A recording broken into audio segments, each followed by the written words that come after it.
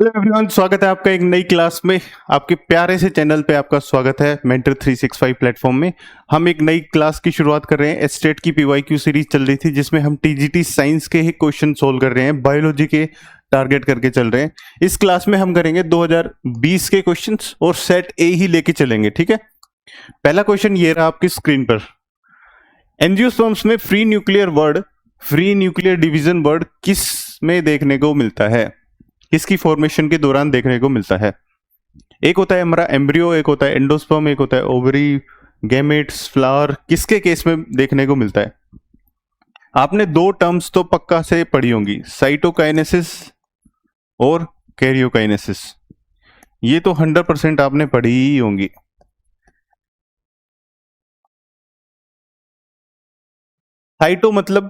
Cyto का क्या मतलब होता है? साइटो का मतलब होता है सेल। किससे रिलेट कर रही है? सेल से। कैरियो किससे रिलेट कर रहा है? न्यूक्लियस से। और काइनेसिस का मतलब होता है डिवीजन। इन दोनों का मतलब क्या हो गया? डिवीजन। अब कोई भी डिवीजन होता है तो साइटोकाइनेसिस और कैरियोकाइनेसिस दोनों होते हैं। अब साइटोकाइनेसिस में क्या होता है? सेल डिवाइड करेगा, कैरियोकाइनेसिस में न्यूक्लियस डिवाइड करेगा। फाइनली क्या बनता है? जब सेल डिवाइड कर लेता है तो सेल वॉल की फॉर्मेशन हो जाती है। इस केस में सेल वॉल की फॉर्मेशन नहीं होती है। जैसे सेल डिवाइड कर जाते हैं, सपोज ये सेल है, इसने डिवीजन किया, ये डिवाइड करता गया और सिर्फ ये तो नॉर्मल सेल हमने देख लिया कि भाई एक सेल है, एक न्यूक्लियस है, इसने डिवाइड किया, फटाफट से डिवाइड कर दिया इसने। अब एक सेल होता है तो एक सेक्सुअल डेवलपमेंट में हम टॉपिक पढ़ते हैं डबल फर्टिलाइजेशन। डबल फर्टिलाइजेशन के दौरान क्या होता है? कुछ पोलर न्यूक्लियाई होते हैं। ये एम्ब्रियो डेवलपमेंट होता है और अंदर दो पोलर न्यूक्लियाई होते हैं, ठीक है। अंदर दो पोलर न्यूक्लियाई होते हैं तो उनके ऊपर सेल वॉल नहीं होती, तो ये वाले ट्रिपल फ्यूजन कर जाते हैं। एक मेल गैमेट आके इनसे मिल जाता है पोलन ट्यूब के थ्रू, और दो ये और एक ये फ्यूज कर जाते हैं, तो इनको बोलते हैं ट्रिपल फ्यूजन। ट्रिपल फ्यूजन बोलेंगे तो क्या बनेगा? एंडोस्पर्म बनेगा, ठीक है। एंडोस्पर्म बनता है। अब एंडोस्पर्म डेवलपमेंट जब करता है, एंडोस्पर्म डेवलप जब होता है, जब कई बार क्या होता है कि वो सेल वॉल नहीं बना पाता, अपने चारों ओर सेल वॉल नहीं बना पाता। सेल वॉल नहीं बना पाता तो क्या होगा? कौन सा डिवीजन होगा? फ्री न्यूक्लियर डिवीजन हो जाएगा, ठीक है। तो आंसर क्या हो गया हमारा इसका? एंडोस्पर्म, ठीक। नेक्स्ट पे चलते हैं। Taxonomic studies based on DNA are part of. Taxonomic studies जो हम क्लासिफाई करते हैं किसी भी चीज का ऑर्गेनाइजेशन एक प्रॉपर तरीके से रखते हैं। जैसे हमारा था ना, kingdom, phylum, class, order, family, genus, species, ऐसा कुछ हायरार्की बन रही थी इस प्रकार से। ये वाली जो हम क्लासिफिकेशन वगैरह करते हैं, ये डीएनए के को बेस लेके करते हैं, और उसको क्या कहते हैं हम? Karyotaxonomy, chemotaxonomy, cytotaxonomy, alpha taxonomy. दो वर्ड का मतलब तो मैंने पिछली स्लाइड में ही आपको समझाया अभी। कैरियो मतलब न्यूक्लियस से संबंधित है, साइटो मतलब सेल से संबंधित है। अल्फा टेक्सोनोमी कुछ होता नहीं है, तो आंसर आएगा इसका कीमो टेक्सोनोमी। कीमो मतलब केमिकल्स ये सारे डीएनए, आरएनए, कोई भी मॉलिक्यूल्स हैं, ठीक है। ये सारे क्या हैं? केमिकल्स, डीएनए, आरएनए और जितने भी मॉलिक्यूल हैं सारे केमिकल्स हैं। तो कीमो टेक्सोनोमी किसकी टेक्सोनोमी हो जाएगी? केमिकल्स को क्लासिफाई करेंगे, केमिकल्स के क्लासिफिकेशन को देखेंगे हम इसमें, ठीक है। Next, a biofertilisers used in paddy fields. धान के खेतों में कौन सा बायो फर्टिलाइजर यूज होता है? अजोला पिनाटा, बैसिलस थुरिंगिजिनेसिस, राइजोबियम और थर्मस एक्वेटिकस। ये हमने देखा है, बार बार देखा है कि इससे हम मॉडिफाइड क्रॉप बनाते हैं, जेनेटिकली मॉडिफाइड ऑर्गेनिजम्स बनाते हैं। ऑर्गेनिजम्स में क्रॉप्स भी आते हैं, और क्रॉप्स में हमने क्या क्या बना रखा है अब तक? बीटी कॉटन और बीटी ब्रिंजल। ये दो ही बना रखे हैं अब तक, कुछ और टिक मत कर देना, सिर्फ ये दो बना रखे हैं अब तक, ठीक है। और राइजोबियम क्या करता है? राइजोबियम करता है बायोलॉजिकल नाइट्रोजन फिक्सेशन। जब नाइट्रोजन को फिक्स करना होता है, नाइट्रोजन साइकिल होती है, तो उसमें हेल्प करता है बायोलॉजिकल नाइट्रोजन फिक्सेशन में। और ये कैसा ऑर्गेनिज्म होता है? ये होता है सिम्बायोटिक ऑर्गेनिज्म। सिम्बायोसिस शो करता है। सिम्बायोसिस क्या होता है? सिम्बायोसिस क्या होता है? और ये काम करता है किस कंडीशंस में? एरोबिक या एनाएरोबिक? ये काम करता है एनाएरोबिक कंडीशंस में। बैक्टीरिया अलग अलग प्रकार के होते हैं, कुछ एरोबिक होते हैं, कुछ एनाएरोबिक होते हैं, अलग अलग होते हैं एरोबिक एनाएरोबिक। एरोबिक वो होते हैं जो ऑक्सीजन की प्रेजेंस में काम करते हैं, और एनाएरोबिक वो होते हैं जो ऑक्सीजन की एब्सेंस में काम करते हैं। ठीक है, इसका मतलब एनाएरोबिक का मतलब ये नहीं कि CO2 की प्रेजेंस में ही काम करेंगे, ऐसा कुछ नहीं होता। ऑक्सीजन की एब्सेंस चाहिए इनको, ठीक, जब ये ज्यादा परफॉर्म कर पाएंगे अपना फंक्शन। और थर्मस एक्वेटिकस क्या होता है? थर्मस एक्वेटिकस एक हमारा क्या है? थर्मोफिलस। थर्मोफिलस बैक्टीरिया है। थर्मोफिलस बैक्टीरिया है। बैक्टीरिया का क्लासिफिकेशन पढ़ते हैं हम। बैक्टीरिया किस में आते हैं? चलो एक बार देख लेते हैं। बैक्टीरिया आते हैं हमारे मोनेरा में। मोनेरा किंगडम है ना, पहला ही किंगडम मोनेरा पढ़ते हैं, तो उसमें आते हैं बैक्टीरिया। बैक्टीरिया में कौन कौन से टाइप के होते हैं? एक होता है यू बैक्टीरिया और एक होता है आर्केई बैक्टीरिया।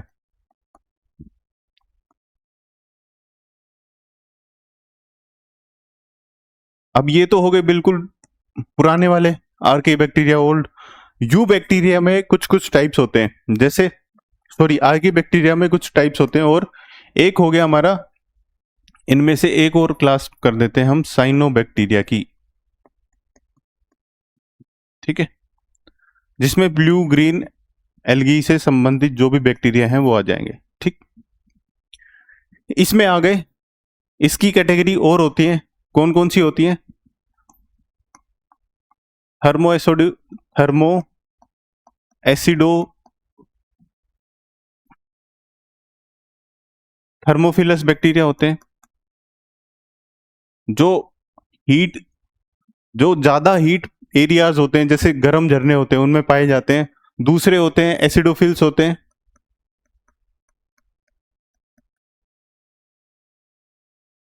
एसिडोफिल्स मतलब हेलोफिल्स भी होते हैं। हेलोफिल्स मतलब सोल्ट लविंग, एसिडोफिल्स मतलब एसिड लविंग। ठीक है, ये अलग अलग प्रकार के बैक्टीरिया हैं। तो इसके हिसाब से हमारा आंसर आना चाहिए अजोला पिन्नाटा। क्या है अजोला पिन्नाटा? एक हमारा बायो फर्टिलाइजर है। क्या है हमारा? बायो फर्टिलाइजर बोलेंगे हम इसको। बायो फर्टिलाइजेशन मतलब जो ये जीव किस में मदद करता है? फर्टिलाइजर के रूप में काम करता है। फर्टिलाइजर के रूप में ये भी कर रहा है, लेकिन ये पैडी फील्ड्स में काम नहीं करता। ये किस में काम करता है? ये किस में काम करता है? लेग्यूम्स में काम करता है, जैसे चने हो गए हमारे। ठीक है, नेक्स्ट क्वेश्चन पे चलते हैं हम। नेक्स्ट है हमारा, how many different kind of gametes will be produced by plant having the genotype A, capital B, small B, capital C, capital C. अब देखो इसमें कितने जीनोटाइप बनेंगे ये पूछा है इसने, सिंपल सा ही पूछा है। जैसे ए, बी, इससे क्या बनेगा? सिर्फ ए ही तो बन सकता है, और कोई वेराइटी बन ही नहीं सकती। और ऐसे ही सी में क्या बन सकता है? सी बन सकता है। सिर्फ एग्जाम्पल के रूप में बता रहा हूं, ये सॉल्यूशन नहीं कर रहा मैं, आप सॉल्यूशन करके बताएंगे कितने जीनोटाइप बन सकते हैं। और इन तीनों को कंबाइन करेंगे। इन तीनों को, सपोज मैं एक एग्जांपल और देता हूं आपको, capital A, capital A, capital B, capital B, capital C, capital C. इनका गैमेट बनाना हो तो सिर्फ यही बनेगा, और कुछ नहीं बनेगा। यही कॉम्बिनेशन बन सकता है इनका, और कुछ नहीं बन सकता। ऐसे स्मॉल ए, स्मॉल बी, इनका क्या बनाना हो तो सिर्फ यही कॉम्बिनेशन बन सकता है, और कोई कॉम्बिनेशन बन ही नहीं सकता। ऐसे इनका कॉम्बिनेशन बना के दिखाइए, ए, बी और सी। अब ये तो दोनों सेम है, वेरी कौन करेगा? सिर्फ ये करेगा, ए आ जाएगा और सी तो सेम ही रह जाएगा, ए आ जाएगा, सी तो सेम ही रह जाएगा। बीच में एक बार कैपिटल बी आ जाएगा, एक बार स्मॉल सी आ जाए। तो कितने गैमेट्स बन गए हमारे? कितने जीनोटाइप और बन गए? ये जीनोटाइप ही तो हैं, 2। ठीक है, नेक्स्ट चलते हैं। विच of the following plant is a dicot? Monocot और डाइकोट में एक विशेषता पाई जाती है। मोनोकोट में सिर्फ एक कोटिलेडन रहता है, डाइकोट में 2 कोटिलेडन रहते हैं। ठीक है, कौन सा मोनोकोट है कौन सा डाइकोट है, सिंपल सा आपको पता रहना चाहिए कि ग्रास फैमिली जो भी होती है हमारी, घास वाली फैमिली, वो होती है हमारी मोनोकोट। मोनोकोट्स वो होते हैं जो हमारे घास वाली फैमिली होती है, मोनोकोट्स। ग्रास फैमिली में कौन कौन आते हैं, सिंपल हमारी घास आ जाएगी और बेम्बू आ जाएगा। ठीक है, ये सारे क्या हैं, मोनोकोट्स हैं, ये सारे मोनोकोट्स हैं। डाइकोट कौन सा है, ये वाला, तो हमारा आंसर ये हो जाएगा ये। ठीक है, आप सिर्फ इसको ऐसी ट्रिक से बना सकते थे कि जैसे इनके अगर आपने प्लांट्स देखे होंगे तो इनकी लीव्स में मिलेंगी ऐसे इस टाइप से पैरेलल वेनिएशन। बेम्बू में इस वीट में इस प्रकार से मिलेगी और बेम्बू में भी इस प्रकार से मिलेगी, और बनाना में ऐसी मिलती है, ये होती है बनाना की लीफ, और इसमें ऐसी ऐसी लीफ की वेनेशन मिलती है। इसके हिसाब से भी अंदाजा लगा सकते थे कि मोनोकोट्स में ही मिलते हैं सारे। ठीक है, नेक्स्ट क्वेश्चन चलते हैं। Which one of the following is और आर फॉल्स, इनमें से कौन सा कथन गलत है, जल्दी बताइए, इनमें गंदा कथन कौन सा है, जल्दी बताइए जल्दी। फाइब्रोब्लास्ट्स क्या करते हैं, store food in adipose tissue. निजल ग्रेन्यूल्स ग्रेन्युलोसाइट्स होते हैं। ब्लड प्लेटलेट्स मैक्रोफेजिस से बनी होती हैं। सीरम ग्लोबुलिन एंटीबॉडी की तरह एक्ट करता है। इनमें से बताइए गलत कौन सा है। बहुत ही सिंपल सा क्वेश्चन है, किसी ने ब्लड सर्कुलेशन पढ़ा होगा तो इजीली सोल्व कर देगा। पहला देखो, प्लेटलेट्स किससे बनती हैं, मैक्रोफेजिस से नहीं बनती, ये मेगा कैरियोसाइट से बनती हैं। किससे बनती हैं, मेगा कैरियोसाइट्स, अलग अलग प्रकार के सेल्स होते हैं उनसे बनती हैं। तो ये तो हो गया हमारा गलत हो गया। तो सी किस में है, एक में ही है, सी तो एक में ही है, ये आंसर हो गया हमारा सीधा। ठीक है, और बाकी डिस्कस कर लेते हैं चलो। Nissl granules found in granulocytes. अब ब्लड के टाइप पढ़े थे हमने, एक प्लाज्मा पढ़ा था, एक फॉर्म्ड एलिमेंट्स पढ़ा था। क्या पढ़ा था, ब्लड के अगर हम टाइप्स पढ़ते हैं तो उसको डिवाइड कर देते हैं, एक तो फॉर्म्ड एलिमेंट्स में, फॉर्म्ड एलिमेंट्स मतलब किससे बना हुआ है ब्लड, ठीक है, और एक कर देते हैं हम प्लाज्मा में। ठीक है, फॉर्म्ड एलिमेंट्स में हमारे क्या क्या आते हैं, फॉर्म्ड एलिमेंट्स में आते हैं हमारे आरबीसी, डब्ल्यूबीसी और प्लेटलेट्स, यही तो आएंगे और कुछ नहीं आएगा। ठीक है, ये तीन आ गए। अब आरबीसी और डब्ल्यूबीसी के 5 प्रकार होते हैं, उनको 2 कैटेगरीज में मेन रखते हैं बेस्ड ऑन उनके सेल्स के अंदर। जो डब्ल्यूबीसी है उनके सेल्स के अंदर दाने दाने हैं या नहीं है। अगर दाने हैं, दाने को क्या कहते हैं, हम ग्रेन्यूल कहते हैं। अगर दाने हैं तो दाने को क्या बोलेंगे हम, ग्रेनुलोसाइट्स। उन सेल्स के पास ग्रेन्स हैं मतलब दाने हैं तो उनको बोलेंगे ग्रेनुलोसाइट्स। अगर दाने नहीं है तो उनको क्या बोलेंगे, ए ग्रेनुलोसाइट्स। ठीक है, अब ये अलग अलग होते हैं, ये 3 प्रकार के होते हैं, ये 2 प्रकार के होते हैं। ये 3 प्रकार के कौन से हो गए, ये हो गए हमारे बेसोफिल्स, एसिडोफिल्स, एसिडोफिल्स नहीं होते, वो होते हैं यूसिनोफिल्स, और हो गए हमारे न्यूट्रोफिल्स। ये 3 प्रकार के तो ये हो गए, और ये हो गए हमारे मोनोसाइट्स और लिम्फोसाइट्स।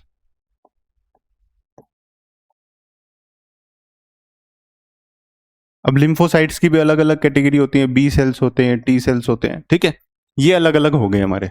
अब क्वेश्चन क्या कह रहा है, देखो क्वेश्चन कह रहा है निजल ग्रेन्यूल्स कहाँ मिलते हैं, ग्रेनुलोसाइट्स में मिलते हैं। निजल ग्रेन्यूल क्या क्या होते हैं, निजल ग्रेन्यूल होते हैं हमारे, निजल्स ग्रेन्यूल होते हैं जो हमारी आरईआर होती है, रफ एंडोप्लाज्मिक रेटिकुलम होती है, और राइबोसोम्स होते हैं। निजल ग्रेन्यूल कहाँ मिलते हैं हमारे, निजल ग्रेन्यूल मिलते हैं हमारे न्यूरॉन्स में मिलते हैं, न्यूरॉन्स में मिलते हैं निजल्स। इनको हम निजल्स बोल देते हैं। कहाँ मिलते हैं हमारे, न्यूरॉन्स में मिलेंगे। इनसे तो कोई संबंध है ही नहीं, इनका ब्लड से तो संबंध है ही नहीं। कहाँ मिलते हैं, नर्व सेल्स में मिलते हैं। तो इसका आंसर, इसका तो ये भी गलत हो जाएगा। ठीक है, ये भी हमारा गलत हो गया। Fibroblast store food in adipose tissue. भाई एडिपोज टिश्यू क्या स्टोर करता है, फैट स्टोर करता है। फाइब्रोब्लास्ट क्या बनाते हैं, फाइब्रिन बनाते हैं। ये तो बिल्कुल गलत। बात कर रहा है, ये गंदी गंदी बातें कर रहा है। ठीक है, आंसर बिल्कुल ये सही है, सीरम ग्लोबुलिन एक एंटीबॉडी होता है हमारा, और बिल्कुल सही हो जाएगा ए और बी और सी, ये तीनों आप ऑप्शंस हमारे, ये तीनों स्टेटमेंट्स हमारी गलत हैं। नेक्स्ट पे बढ़ देते हैं। वन हॉर्न्स राइनोसिरोस कहाँ मिलता है? राइनोसिरोस क्या होता है? गैंडा। वन हॉर्न राइनोसिरोस किस नेशनल पार्क में मिलता है? बिल्कुल बेसिक सा सवाल है, इसको सब कर सकते हैं। काजीरंगा नेशनल पार्क में मिलता है, जो है हमारा असम में। ठीक है, और लास्ट टू लास्ट ईयर शायद 1-2 साल पहले एक ऐसी न्यूज भी आई थी कि जो हमारा लास्ट गैंडा था, व्हाइट गैंडा था, सिर्फ दुनिया का एकलौता गैंडा था, व्हाइट गैंडा, वो भी मर गया था बेचारा। ह्यूमंस ने इतनी तबाही मचा रखी है। नेक्स्ट क्वेश्चन में बढ़ते हैं। क्लोरोफिल किस में एब्सेंट होता है? अब प्लांट्स और एनिमल्स में सिर्फ एक बेसिक सा डिफरेंस होता है, एक सेल वॉल का, एक होता है क्लोरोफिल का। अगर क्लोरोफिल है तो प्लांट है, अगर क्लोरोफिल नहीं है तो प्लांट नहीं है। ठीक है, हम 5 किंगडम क्लासिफिकेशन में पढ़ते हैं। 5 किंगडम क्लासिफिकेशन में क्या क्या पढ़ते हैं? मोनेरा, प्रोटिस्टा, फंजाई,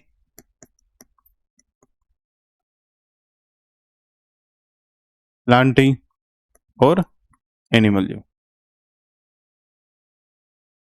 ये 5 पढ़ते हैं हम। 5 किंगडम क्लासिफिकेशन यही है। इनके अलावा और क्या पढ़ते हैं हम? वायरसेस पढ़ते हैं, वायरोइड्स पढ़ते हैं, प्रायंस पढ़ते हैं, और क्या पढ़ते हैं? लाइकेंस पढ़ते हैं, यही पढ़ते हैं। प्लांट्स में और क्या क्या आ गया? एल्गे आ गए, ब्रायोफाइट आ गए, टेडोफाइट आ गए, और आगे एंजियोस्पर्म्स और जिम्नोस्पर्म्स। ठीक है, अगर ये आपको टेबल क्लियर है, इसके हिसाब से आंसर बता दो फटाफट से। इनमें से कौन सा प्लांट है, ये पूछा है इसने। प्लांट आपको दिख रहे हैं, एल्गी है, ब्रायोफाइट है, और क्लोरोफिल एब्सेंट पूछा है इसने। एब्सेंट किस में होता है? लाइकेन में होता है और फंजाई में होता है। भाई फंजाई तो अलग ही किंगडम है, फंजाई आएगा इसका आंसर। लाइकेन भी ग्रीन ग्रीन होते हैं, वही तो है हमारे जो पहले कॉलोनी बसाते हैं। जब हम सक्सेशन पढ़ते हैं, इकोलॉजिकल सक्सेशन वगैरह पढ़ते हैं, कोई भी ऑर्गेनिज्म पहले कॉलोनीज बसाता है। जब किसी भी फॉरेस्ट का बनना होता है, शुरू में लाइकेंस ही बनते हैं। ठीक है, next question. Which of the following class of Arthropoda have animals with 2 pairs of antennae? इस पे ध्यान देना, 2 pairs of antennae and green glands. Green gland किस में मिलती है? मैं आपको एग्जांपल दे देता हूं। ग्रीन ग्लैंड्स किस में मिलती हैं? ग्रीन ग्लैंड्स हमारी मिलती है प्रॉन्स में, जो हम खाते हैं ना प्रॉन्स, जो नॉन वेज वाले खाते हैं, प्रॉन्स खा लेते हैं, पता नहीं क्या क्या ही खा लेते हैं।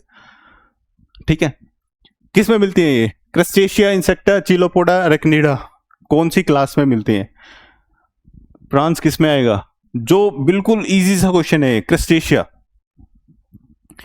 और इन सब में 1 पेयर होता है, इसमें भी इसमें एब्सेंट होते हैं एंटीने, इसमें 2 पेयर्स होते हैं, इसमें भी 1 पेयर होता है, और इसमें 2 पेयर होते हैं। क्रस्टेशिया में 2 पेयर होते हैं एंटीने के। और ग्रीन ग्लैंड किस में मिलेंगी? प्रॉन्स में मिलेंगी। और किसका एग्जांपल है? क्रस्टेशिया का। सिंपल फैक्ट बेस्ड बातें हैं, ये आपको याद रहनी चाहिए।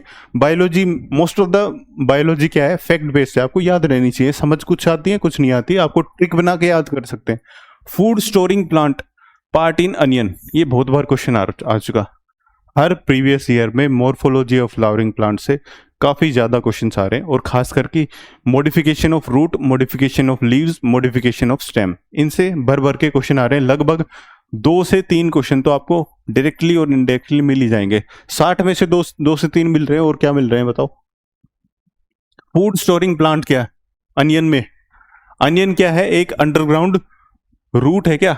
रूट तो नहीं है। लीव है क्या? लीव भी नहीं है। फ्रूट भी नहीं है। स्टेम है। ठीक। मलेरिया किससे किससे कोज होता है? मलेरिया फटाफट से बता दो, मलेरिया किससे कोज होता है? मलेरिया बिल्कुल आसान सा क्वेश्चन है ये। और ये भी बताओ कि डेंगू किससे कोज होता है? डेंगू।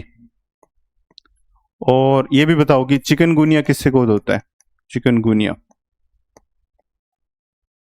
कमेंट सेक्शन में ये बिल्कुल बता देंगे डेंगू और चिकनगुनिया किस कौन कौन से ऑर्गेनिजम्स करते हैं। जैसे मलेरिया हमारा करता है प्लाज्मोडियम, चलो डेंगू का भी इसमें दे रखा है, और डेंगू का भी इसमें दे रखा है, और एनोफिलीज मॉस्किटो भी दे रखा है इसमें। चलो मैंने बता ही दिया। Next question, which of the following about mitochondria is not correct. Mitochondria के हिसाब से कौन सी स्टेटमेंट, कौन सा कथन बिल्कुल अनुचित है, बिल्कुल गंदा है, ये बताइए। Cytochrome C is the only peripheral member of ETS. Succinate dehydrogenase, इससे पहले आपको ये पता होना चाहिए, ये सोल्व करने से आपको ये पता होना चाहिए, ये सोल्व करने से पहले कि आपको इलेक्ट्रॉन ट्रांसपोर्ट सिस्टम में, इलेक्ट्रॉन ट्रांसपोर्ट चेन में कौन कौन से कॉम्प्लेक्स होते हैं। एक ट्रिक बताता हूं मैं आपको। जो हमारे एनसीसी वाले स्टूडेंट होते हैं वो को करिकुलर एक्टिविटीज ज्यादा करते हैं, सॉरी एनएसएस वाले,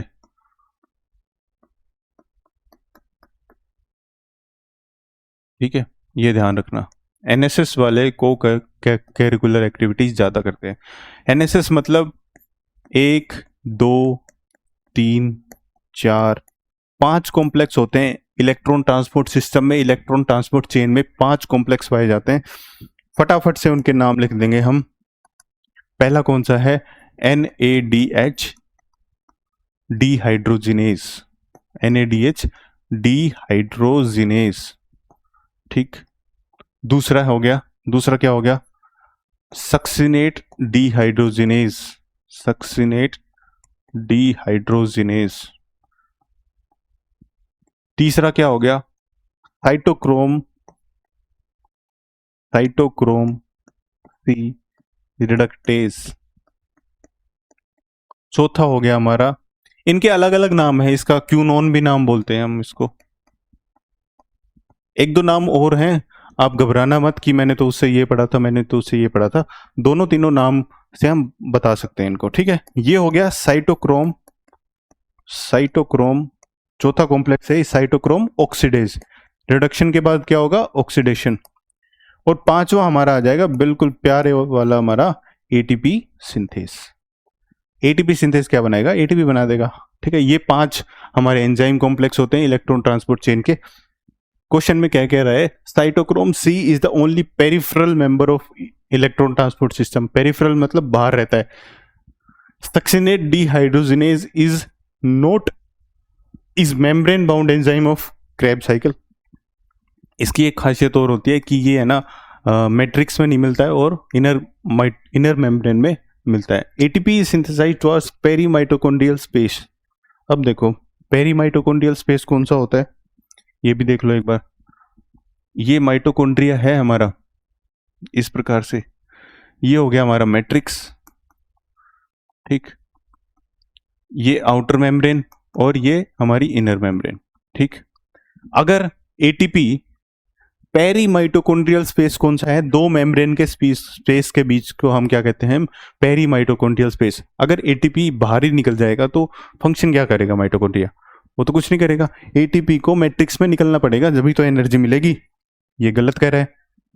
net gain of ATP is 2 in glycolysis, ये तो बिल्कुल सही कह रहा है। अब इसने पूछा कि गलत कौन सी है ये। विच of the following statement about mitochondria is not correct, मतलब करेक्ट कौन सी नहीं है, ये गलत हमारी, ठीक है। नेक्स्ट पे बढ़ते हैं।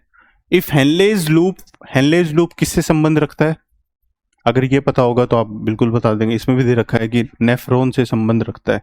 नेफ्रॉन कहाँ मिलती है हमारी, नेफ्रॉन मिलती है हमारी किडनीज में। किडनी की स्ट्रक्चरल एंड फंक्शनल यूनिट यही है ना, नेफ्रॉन। और न्यूरॉन क्या है, ये कमेंट सेक्शन में बताएंगे न्यूरॉन क्या है। Which of the following to be expected, इनमें से क्या हो सकता है अगर हेनले लूप किडनी में से हटा दिया जाए तो। यूरिन ज्यादा कंसंट्रेटेड मिलेगा, यूरिन डाइल्यूट ज्यादा मिलेगा, यूरिन बनेगा ही नहीं, और there will be hardly any change, कुछ फर्क नहीं आएगा। अगर नेफ्रॉन में से हेनलेज लूप एब्सेंट हो जाएं, इस प्रकार से हेनलेज लूप की वो होती है, पीसीटी होती है, एक डीसीटी होती है, ठीक है।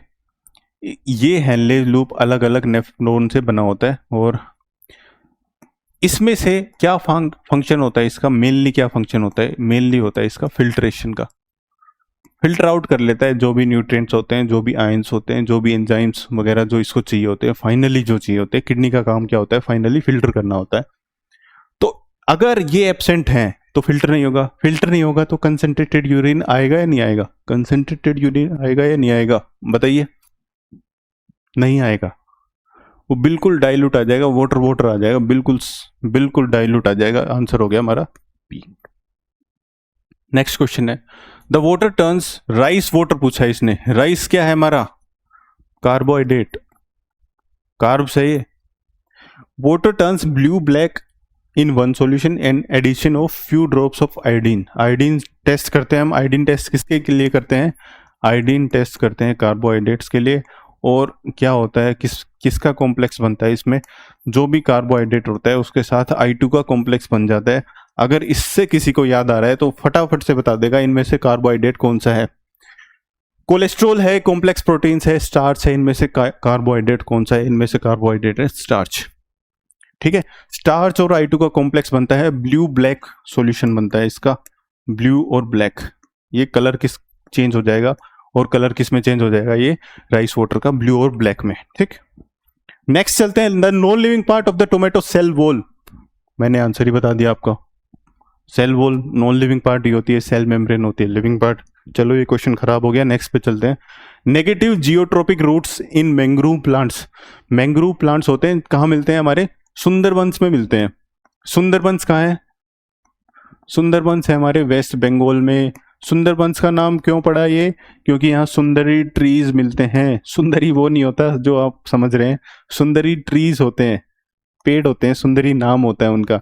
ठीक है, सुंदरी ट्रीज मिलते हैं, और सुंदरी ट्रीज में एक खासियत होती है, बहुत खासियत होती है, कीचड़ में उगते हैं, कीचड़ में उग के और क्या करते हैं, जैसे ये प्लांट है हमारा, ये पेड़ है हमारा सपोज, ठीक है, ये सांस लेने के लिए क्या करेगा, कीचड़ कीचड़ है, अब इसके चारों तरफ तो कीचड़ कीचड़ है, बहुत ज्यादा कीचड़ है, कीचड़ है तो क्या करेगा ये करेगा अपनी रूट्स को नीचे से कहीं ना कहीं जहां भी मिट्टी मिलेगी इसको वहां पे भेज देगा और ऐसे खड़ी कर देगा, रूट्स को जहां भी मिट्टी मिलेगी ऊपर खड़ी कर देगा, इस प्रकार से सोइल के वाटर के नीचे से जाके, कीचड़ के नीचे से जाके ऊपर खड़ी कर देगा, और ये रूट्स क्या करेंगे, ये रेस्पिरेशन करेंगी। ठीक है, रूट की एक मॉडिफिकेशन होती है, और ये क्या करती है, जियोट्रोपिक, जियोट्रोपिज्म क्या होता है, जियो मतलब ग्रेविटी से संबंधित, ग्रेविटी तो नीचे जाती है, ये रूट तो नीचे ही नहीं जा रही, नेगेटिवली जियोट्रोपिक है, अगर नीचे जा रही है तो पॉजिटिवली जियोट्रोपिक हो गया, अगर ऊपर आ रही है तो नेगेटिवली जियोट्रोपिक हो गया। ये रूट्स कहां जा रही हैं, ऊपर, तो क्या होगी, नेगेटिवली जियोट्रोपिक होगी, कौन सी होगी, नेगेटिवली जियोट्रोपिक होगी। तो बताओ इनका नाम क्या है, एक होते हैं हाइडेथोइड्स, कमेंट सेक्शन में बताएंगे हाइडेथोइड्स का क्या फंक्शन है। ऐसे ही इनमें से एक न्यूमेटोफोर्स का फंक्शन होता है, वो भी बताएंगे, इसका आंसर आ जाएगा न्यूमेटोफोर्स। ये होते हैं, ये न्यूमेटोफोर्स होते हैं, छोटे छोटे सेल्स होते हैं, इन पे छोटे छोटे सेल्स होते हैं, वो होते हैं न्यूमेटोथोर्स होते हैं, और इनको पूरे को बोलते हैं न्यूमेटोफोर्स। ठीक है, सबसे बढ़िया क्वेश्चन है, आसान सा क्वेश्चन लग रहा होगा, urea is excreted by, urea कौन सा जीव इनमें से वो निकाल देता है, एक्सक्रीशन कौन सा करता है यूरिया में से, फटाफट से बताएंगे। अब फ्रॉग का लार्वा क्या है, टेडपोल, टेडपोल बताएंगे, टेडपोल हमारा कौन सा ऑर्गेनिज्म है, किस प्रकार से इसमें एक्सक्रीशन होता है।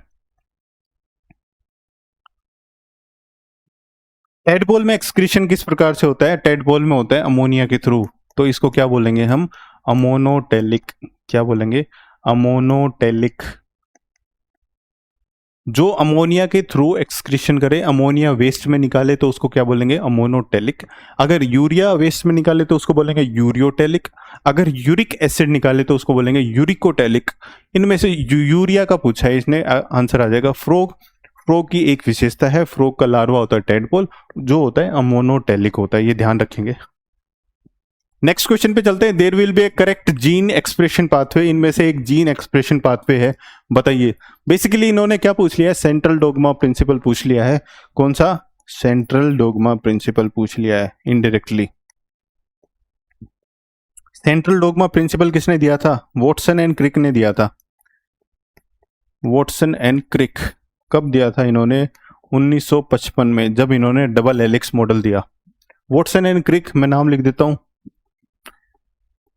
वॉटसन एंड क्रिक, और इनको नोबेल प्राइज में मिला था। किसके बारे में? डबल हेलिक्स मॉडल के बारे में, 1955 में। ठीक है, सिंपल सा है। सेंट्रल डोगमा प्रिंसिपल हम बचपन से पढ़ते आ रहे हैं, 9th-10th में भी पढ़ते हैं। चलो एक बार फिर से बना के दिखाता हूं मैं। ये डीएनए हमारा, और डीएनए बन जाता है एमआरएनए में। एमआरएनए से क्या बन जाता है? हमारा प्रोटीन बन जाता है।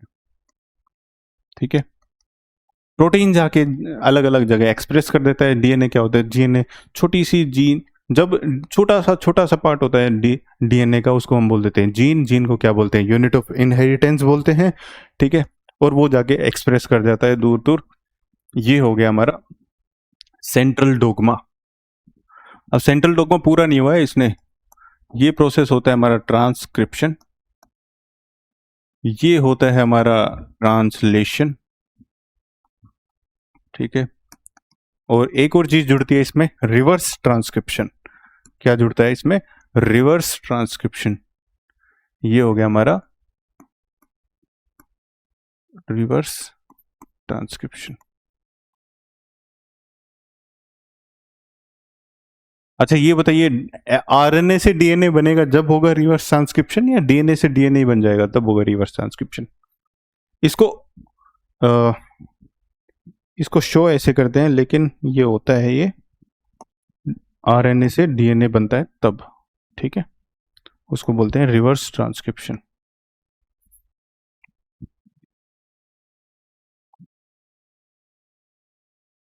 नेक्स्ट क्वेश्चन पे बढ़ लेते हैं। Which one of the following is not true about prokaryotic cells? जो हमारे प्रोकैरियोट्स होते हैं, प्रोकैरियोट्स मतलब सिंपल ऑर्गेनिजम्स, यूनिसेलुलर भी होंगे और उनके पास न्यूक्लियस भी होगा, सेल वॉल भी प्रेजेंट होगी। क्या है? Replication of DNA occurs in cytoplasm. अगर प्रोकैरियोट्स में, प्रोकैरियोट्स का नाम सुनते ही आपको याद आना चाहिए बैक्टीरिया। बैक्टीरिया ऐसा सा होता है, उसके पास एक ऐसा सर्कुलर डीएनए प्रेजेंट होता है जिसको हम क्या बोलते हैं? प्लाज्मिड बोलते हैं। प्लाज्मिड क्या करता है? रेप्लिकेशन में मदद करता है, डीएनए की रेप्लिकेशन में। ठीक है, और इसके पास अलग अलग छोटे छोटे मोटे, जैसे साइटोप्लाज्म हो गया, ये तो सारी मिलेंगे ही चीजें। ठीक है, रेप्लिकेशन डीएनए कहां हो रहा है? साइटोप्लाज्म में हो रहा है। बिल्कुल सही कह रहा है ये, साइटोप्लाज्म में ही तो होगा रेप्लिकेशन। और some of them are capable of nitrogen fixation. अगर कोई भी बैक्टीरिया है, हमने बैक्टीरिया का एग्जाम्पल देखे थे, अलग अलग बैक्टीरिया के एग्जाम्पल देखे थे। कुछ बैक्टीरिया के पास ये सेल्स होते हैं, हिट्रोसिस्ट सेल्स होते हैं। ये क्या करते हैं? नाइट्रोजन फिक्सेशन करते हैं। इसका एग्जाम्पल है एनाबिना। वो नहीं है ये हनी सिंह वाला एनाबिना डोप शोप, ये एनाबिना ऑर्गेनिज्म होता है, बैक्टीरिया होता है। ठीक है, some of them are capable of nitrogen fixation. बिल्कुल सही कह रहा है। रेप्लिकेशन ऑफ डीएनए कहां होता है? साइटोप्लाज्म में होता है। बिल्कुल सही कह रहा है। प्लाज्मिड डू नॉट ओकर इन प्रोकैरियोटिक सेल। अभी तो देखा था कि प्लाज्मिड होता है, तो ये बिल्कुल गलत स्टेटमेंट है, सरासर गंदी स्टेटमेंट है, ये गलत स्टेटमेंट है। ठीक है, ये हो गया हमारा 2020 वाला क्वेश्चन पेपर पूरा। अगर किसी को बैच ज्वाइन कर रहे हैं DSSS से रिलेटेड, वो ज्वाइन कर सकता है बिल्कुल। और इसमें भी तपिश 10 कूपन कोड यूज कर सकता है। कहाँ मिलेगा ये? मेंटर 365 ऐप पे मिल जाएगा आपको। ठीक है, 10% का डिस्काउंट मिल जाएगा। DSSS के एग्जाम होने वाले हैं सितंबर में, और इजीली इसको एनरोल करके पढ़ सकते हैं। बढ़िया बैच है और बहुत सारे बच्चे पढ़ रहे हैं इससे। मिलते हैं नेक्स्ट क्लास में, तब तक के लिए अपना ध्यान रखें, खुश रहें, स्वस्थ रहें, मस्त रहें। ठीक है।